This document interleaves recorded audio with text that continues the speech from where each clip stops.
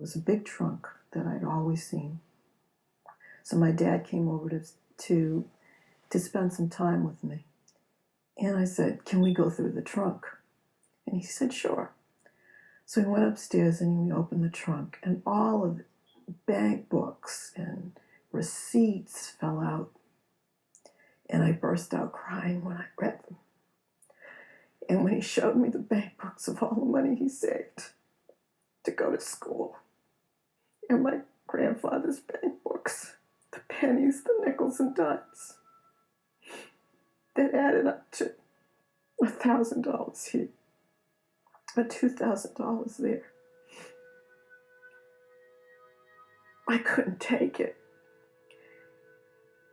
And so my father cried a lot too. So he cried, I cried, shut the trunk. And it stayed that way for years. I finally opened it and packed all the stuff away, but I couldn't read it again.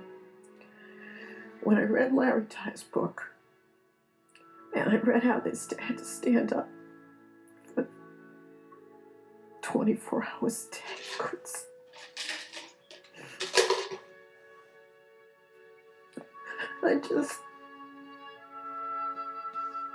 I just owe my dad so much.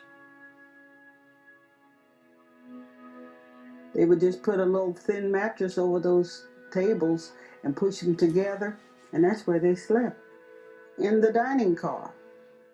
There wasn't much sleeping going on. The porters worked extraordinarily hard and got incredibly little time to rest. They ended up always being sleep deprived. They got at most, they were guaranteed by contract in the years after they had a union, at most 3 or 4 hours sleep a night. In the later days, they were allowed to take empty berths as long as the berth wasn't under one of the white women passengers. They couldn't be allowed, it was still seen as verboten for them to be anywhere near in any sexual situation or potentially sexual situation.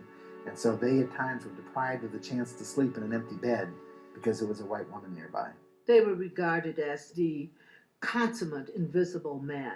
In fact, many porters were called George. The lady who got on the train in Chicago, every time I'd serve her, she would call me George. George, bring me a scotch and soda. George was a term that referred to George Pullman, who had begun the Pullman company and hired the Pullman porters and what have you. And it was a term that was very much hated by the black workers, whether they were waiters or Pullman porters. They despised that term. The club car is filled with dignitaries, multimillionaires. President of Universal Steel was one of them on the car at that time. So she continued to call me George. I always served her. Now, I could not talk to her. I could not rebuff her in any way, but I could talk to Mr. Hale, and she got the message.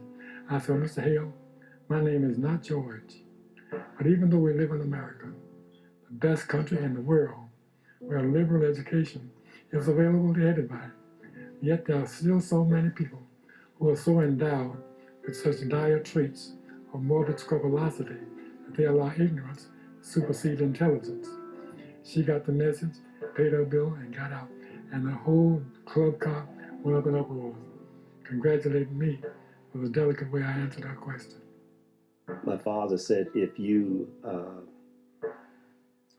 want somebody to call George, you better go make yourself a baby and name him George, so you'll have somebody to call George, because that's not my name. And he actually had to go before management about the incident. And it was after that the railroad began using name tags for the waiters and the porters to tell what their names really was, so that they wouldn't have to be referred to as George.